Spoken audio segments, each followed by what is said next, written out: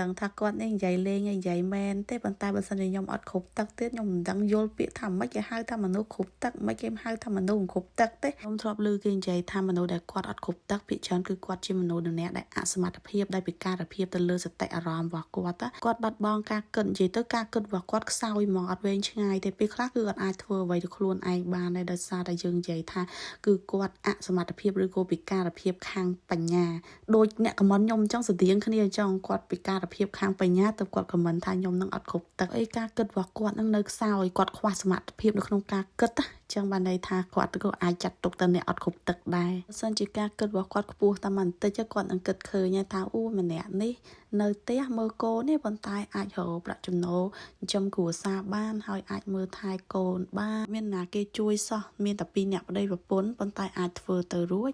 គួរតែគិតបែបហ្នឹងវិញបើសិនជាមនុស្សគេល្អជាគេអត់ចេះដើរខមមិនថាឲ្យមនុស្សស្អីទៅពីទៅពីអញ្ចឹងទេ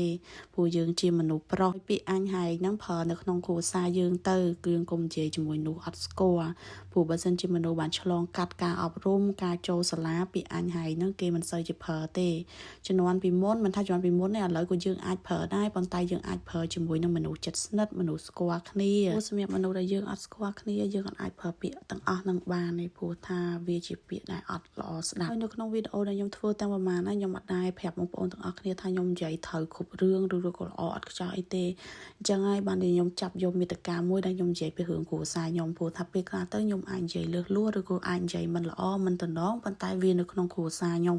អញ្ចឹងខ្ញុំអត់បានប៉ះពាល់អ្នកដទៃទេហើយរាល់ការនិយាយស្ដីខ្ញុំក៏ដូចគ្នាអញ្ចឹងដែរបងប្អូនខ្ញុំតែងតែសុំទោសថាពេលខ្លះខ្ញុំនិយាយទៅដូចទៅមុខទៅក្រោយពេលខ្លះខ្ញុំនិយាយទៅដូចថា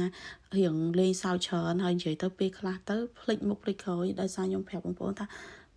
ធម្មតាពេលខ្លះខ្ញុំមើលកូនមើលអីចឹងទៅខ្ញុំឆ្លៀតមកកាត់វីដេអូដូចខ្ញុំតែងតែនិយាយថាសូម្បីតែមហូបគូអញ្ចឹងដែរខ្ញុំឃើញកូនខ្ញុំស្រួលកូនខ្ញុំអត់ញ៉ែញ៉ៃអត់យំពេលណាគឺខ្ញុំមកធ្វើមហូបពេលហ្នឹងការបញ្ចូលសលេងនិងការកាត់វីដេអូ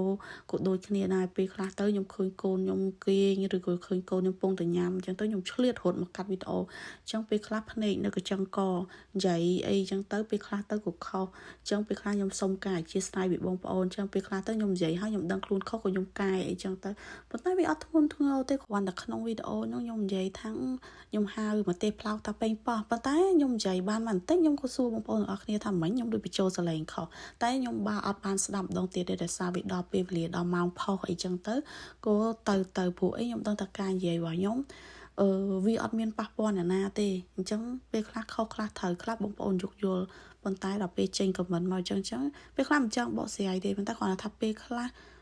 គុំខមមិនបែបហ្នឹងមកគ្រាន់តែគ្នានិយាយលេងសោះហ្នឹងនេះដូចមានកណ្ដុំមួយគ្នាពីការអញ្ចឹង